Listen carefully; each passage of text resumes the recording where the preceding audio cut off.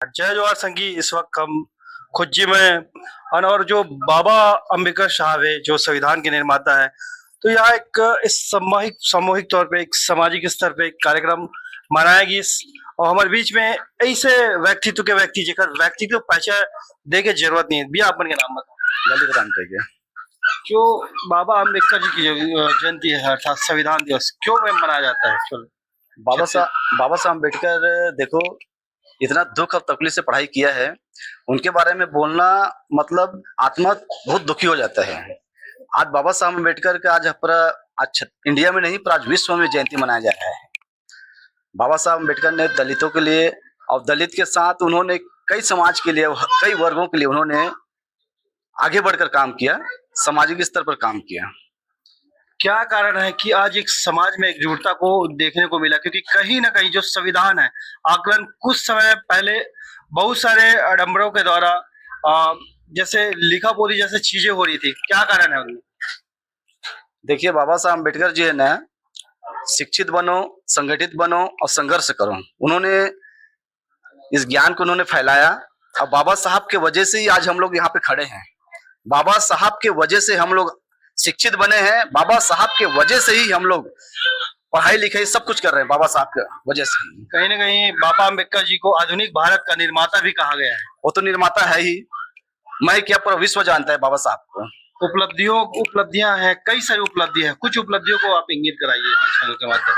देखिए, बाबा साहब अम्बेडकर जो है आज 32 डिग्रियों का मालिक है। वो बाबा साहब जो अम्बेडकर जी है, आज ये एक पढ़ाई होता है विश्व स्तर पर, है ना, DSC जो डॉक्टर ऑफ साइंस बोलते हैं उसको। इस पढ़ाई को मात्र हिंदुस्तान के पूरे विश्व में 2 व्यक्ति पढ़ाई किए हैं। और इस पढ़ाई करने के लिए 8 साल लगता है इस पढ़ने के लिए, लेकिन बाबा साहब जी है उन्होंने 2 वर्ष 6 महीने में पढ़ाई कंप्लीट कर चुका है। दूसरी व्यक्ति है KR नारायणन जो हमारे पूर्व राष्ट्रपति थे, वो भी दलित व्यक्ति थे। विश्व में 2 ही व्यक्ति हैं जो इस पढ़ाई को मात्र 2 ही व्यक्ति किए हैं।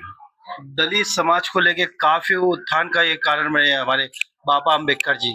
क्या कारण है? क्योंकि दलितों को एक ही ऐसा एक माध्यम, क्योंकि कहीं ना कहीं निचले स्तर से आते हैं। देखो, बाबा साहब अम्बेडकर जी है ना, उन्होंने मैं बताया ना, उन्होंने दलित के साथ साथ सबके लिए भला किया। उन्होंने हर वर्ग के लिए उन्होंने एक कानून बनाया। वो संविधान का निर्माता है बाबा साहब जी, है ना। उन्होंने हमारे लिए नहीं, उन्होंने सबके भला किया उन्होंने। और कहीं ना कहीं सर्व समाज को कहीं ना कहीं लोगों का एक आदर्श बन गए। क्या कारण है? आदर्श तो बनना ही था ना। बाबा साहब अम्बेडकर जैसा पढ़ने वाला व्यक्ति हिंदुस्तान क्या पर विश्व में नहीं है उनके जैसे पढ़ने वाला। वो तो आदर्श क्या, हमारे लिए भगवान है। वो हमारे लिए भगवान है। जैसे भैया, क्योंकि कहीं ना कहीं जो संविधान के जन्मदाता है भीम अम्बेडकर जी, उनको लेके किस वजह से उनका नाम काफी प्रचलन में रहा खासकर इंडिया में। जय भीम साथियों, आपका बहुत बहुत धन्यवाद। मेन तो यह है कि बाबा साहब ने जो संविधान बनाया वो भारत की पृष्ठभूमि में और विश्व की पृष्ठभूमि में देखा जाए तो बाबा साहब के लिए कहा गया कि उन्होंने विश्व से पढ़ाई की और बाहर से पढ़ के आया और वहां से संविधान को लिया। लेकिन बाबा साहब का खुद का कथन है कि मैंने इस देश में जो समता, स्वतंत्रता, बंधुता, न्याय था इस देश में, वो अभी से नहीं था। 2500 साल पहले जो भगवान बुद्ध के समय में भी भारत में लोकतांत्रिक व्यवस्था की शुरुआत हो चुकी थी, उस व्यवस्था को बाबा साहब ने लागू किया। वो कोई बाहर से नहीं लिया गया। लोग कहते हैं कि उन्होंने बाहर से लिया और कहते हैं कि वो तो नकल करके लिए या इधर उधर से ऐसा, लेकिन वैसा नहीं था। 2.5 साल से ज्यादा समय लगा उस संविधान को बनाने के लिए। तो जो पढ़े लिखे लोग हैं वो लोग समझते हैं इन सब चीजों को, लेकिन बहुत सारे लोग हैं जो इन बातों को नहीं जानते हैं कि 2.5 साल इन सब चीजों पे कितना मेहनत किया उन्होंने। और फिर वो बोलते हैं कि श्रेय क्यों दिया जाए अकेले व्यक्ति को। श्रेय इसलिए दिया जाए कि जितने सारे मेंबर थे वो तो कहीं ना कहीं, कोई विदेश में चले गया, कोई कहीं चले गया, कोई बीमार हो गया, तो सारा दारोमदार बाबा साहब के कंधों पे आ गया। तो उन्होंने चाहते तो वो अपने समाज के लिए बहुत कुछ कर सकते थे, लेकिन उन्होंने सिर्फ अपने समाज के लिए नहीं किया, उन्होंने महिलाओं के लिए भी किया। सर्व समाज में आदिवासी समाज भी आ गया, पिछड़ा वर्ग भी आ गया। आप अगर संविधान की धाराओं को अगर अच्छे से पढ़ेंगे तो आपको लगेगा कि एक पर्टिकुलर किसी समाज के लिए नहीं लिखा गया है। और भारत की आबादी में महिलाओं की संख्या आधी, एक मतलब 50% महिलाओं का योगदान है, जिसमें कि महिलाओं को अधिकार नहीं था यहाँ पे, चाहे वो किसी भी कास्ट की रही हो, चाहे वो उच्च वर्ग की रही हो या निम्न वर्ग की रही हो। शूद्रों और महिलाओं को इस देश में कभी अधिकार नहीं दिया गया, उस अधिकार के लिए जिसको कि बाबा साहब ने हिंदू कोड बिल के द्वारा, और वो भी हिंदू कोड बिल एक बार में पास नहीं हुआ।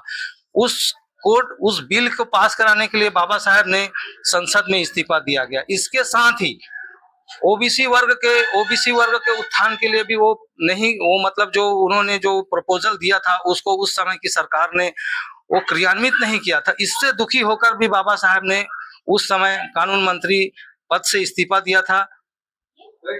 और मैं तो ये कहूंगा कि जो संविधान बना उसमें पर्टिकुलर एक दलित समाज या एक आदिवासी समाज का ही उन्होंने उत्थान नहीं किया।